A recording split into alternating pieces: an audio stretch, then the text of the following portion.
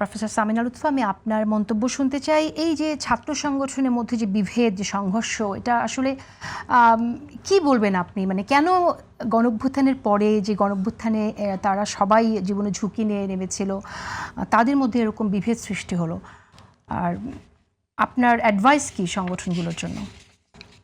ধরেন আমি যে প্রসঙ্গটা উঠেছিল একটু আগে, আমি যেটা শুনতে পেলাম, আমাকে শুনতে পাচ্ছেন আশা করি? হ্যাঁ, শুনতে পাচ্ছি। আচ্ছা, এই যে শহীদুল্লাহ হলের ঘটনা এবং তার আগে একদিন আগেই সম্ভবত আরো একটি ঘটনা ঘটেছিল।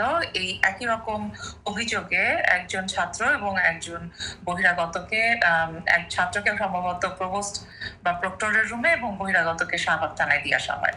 এখন এই যে যার শহীদুল্লাহ হলে যার রুমে এই দুজনকে পাওয়া গেছে বলে অভিযোগ পাওয়া গেল, আমি একটু এটাও জানতে চাই যে আমরা তো আইনের কথা বলছি, তো এই যে হল কি আসলে হলে আমাদের রুমগুলো কি, আমাদের ছাত্ররা যে রুমগুলোতে থাকেন সেগুলো কি হোটেল নাকি? মানে এখানে 2 দিন 3 দিন 2 রাত বাইরের লোকজন এসে থাকতে পারে? তার মানে কি এটা এক ধরনের, মানে এটা আসলে যারা আইনের কথা বলছেন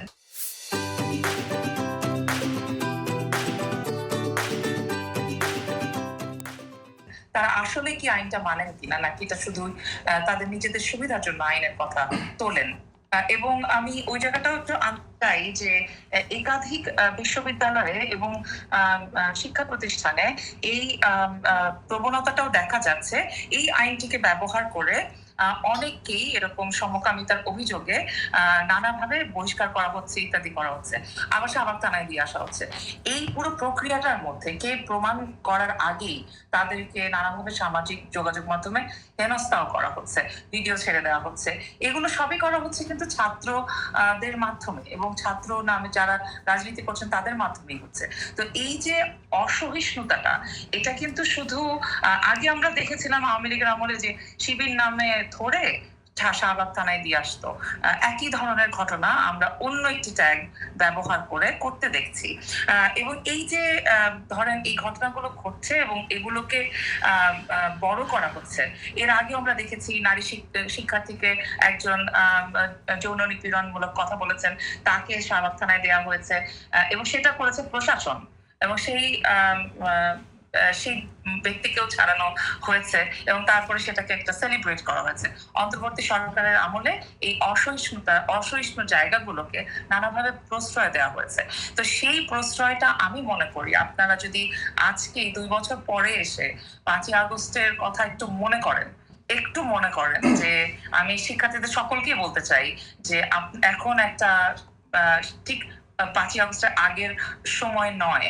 এখন আপনাদের পড়ালেখা আছে, আপনাদের ভবিষ্যৎ আছে, ক্যারিয়ার আছে, আরো অনেক কিছু আছে, এর মধ্যে রাজনীতিও আছে। লিমাপা যেটা বলছিলেন যে তারা প্রস্তুত হচ্ছেন, আপনারা প্রস্তুত হচ্ছেন দেশের রাজনীতির জন্য, সেটাকে এইরকম অসহিষ্ণু ভিন্ন মতের প্রতি খুবই এক ধরনের ভয়ঙ্কর বা সহিংস ধরনের না হওয়াটাই আমাদের কাছে কাম্য ছিল। এবং আমি মনে করি 5ই আগস্টে যেরকম না দেখে, না শুনে, না জেনে যে কারো হাত ধরে আমরা আন্দোলনে ছিলাম, ঠিক সেইভাবে নিজেদের এই ঐক্যটা, এই যে একটা এনার্জি, এই যে একটা শক্তি তারা অর্জন করেছেন, সেই শক্তিটাকে আসলে পজিটিভলি ব্যবহার করা প্রয়োজন। মানুষের পক্ষে রাজনীতি করা প্রয়োজন, প্রাণ প্রকৃতির পক্ষে রাজনীতি করা প্রয়োজন। মানে আর একটা বড় কথা, ন্যায় বিচারের যুদ্ধটা অনেক কঠিন এবং অনেক লম্বা, এবং এই যুদ্ধে যদি আপনি যেতে চান তাহলে আপনার কিন্তু মনে রাখতে হবে যে আপনার স্বাধীনতা সীমাবদ্ধ ততটুকু যতটুকু অন্যের স্বাধীনতাকে তা খর্ব না করে।